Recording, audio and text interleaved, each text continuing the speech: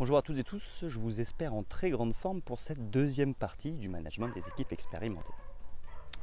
Donc hier on a vu les fondamentaux et aujourd'hui je voulais voir un petit peu deux points supplémentaires qui sont pour moi assez essentiels dans le management des équipes expérimentées. Le premier point, ça va être de regarder un petit peu la relation qu'on entretient avec nos équipes.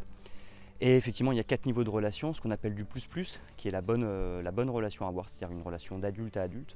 Il y a le moins plus, c'est-à-dire une relation enfant-adulte, c'est-à-dire qu'on se met en position d'infériorité par rapport à nos équipes. Il y a le plus-moins, c'est-à-dire qu'on se met en position de supériorité par rapport à nos équipes. Et le moins-moins, c'est que ce soit nous ou nos équipes, on se met tous les deux dans des relations d'infériorité. L'idée, c'est d'essayer de se dire, mais attention, effectivement, je suis très jeune, je manage des équipes expérimentées. Comment ça se passe dans ma tête? Est-ce que je ne suis pas dans une situation de moins plus, c'est-à-dire que je me sous-estime par rapport à mes équipes, c'est-à-dire que je me mets en moins plus.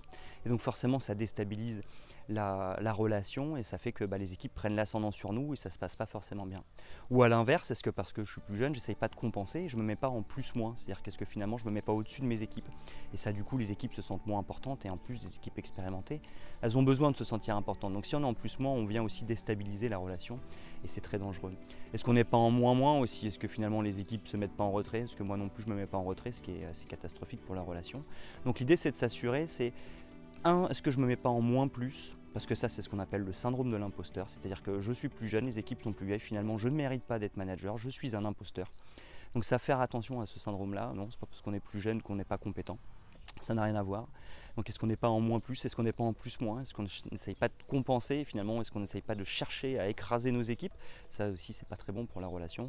Donc assurons-nous dans un premier temps d'être dans une relation plus-plus, je suis un adulte responsable, mes équipes sont des adultes responsables et on va coopérer de manière à ce que chacun ait sa place d'adulte responsable.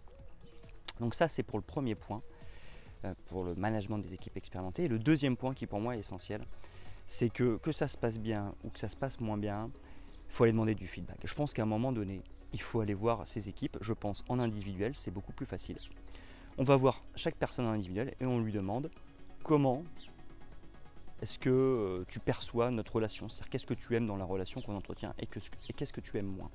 Et ça, direct, au moins ça va nous permettre de soulever ce qui se passe bien et de soulever ce qui se passe moins bien. Ça, c'est pour moi, souvent on essaye de comprendre comment les gens fonctionnent, on essaye de comprendre ce qui se passe, mais ça reste de la projection de notre point de vue, ça reste notre point de vue qu'on projette sur l'autre. Il faut demander aux gens, voilà, qu'est-ce qui se passe bien, qu'est-ce qui va moins bien. Ça nous permet de savoir ce qu'il faut qu'on continue à faire en tant que manager, ça nous permet de savoir ce qu'on doit améliorer en tant que manager. C'est clair, net et précis. Finalement, le vrai problème, c'est notre ego, c'est-à-dire soyons capables de mettre notre ego de côté, d'écouter ce que nous disent nos équipes, et à partir de là, on sait ce qu'il y a à faire. On peut conclure en demandant quelles sont tes attentes, comme ça on sait clairement ce qui motive nos équipes et ce qu'elles attendent. Et donc on sait ce qui va bien dans notre management, on sait ce qui va moins bien et on sait ce qu'elles attendent. À partir de là, équipe expérimentée ou pas, on sait ce qu'on a à faire, c'est clair, net et précis, on n'est pas dans la projection, c'est clairement nos équipes qui nous l'ont dit. À partir de là, je pense qu'on ne peut pas faire plus efficace. Voilà, j'espère que ces deux bonnes pratiques du jour pour manager des équipes expérimentées vous auront été utiles et je vous donne rendez-vous dès demain pour une nouvelle bonne pratique.